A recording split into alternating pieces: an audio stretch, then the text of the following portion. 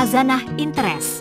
Masjid Muhammadan merupakan masjid peninggalan sejumlah muslim keturunan India di Padang yang dibangun pada tahun 1843. Masjid ini semarak dengan jamaah tablik setiap Kamis serta kegiatan serak gulo setiap tanggal 30 Jumadil Awal.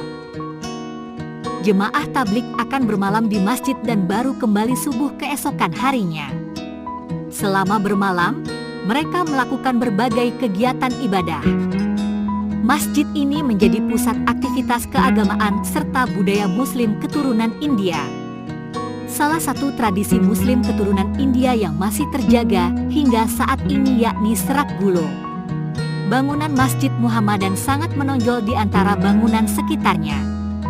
Hal ini karena desainnya yang penuh dengan ornamen bergaris-garis hijau mengikuti setiap lekuk dinding.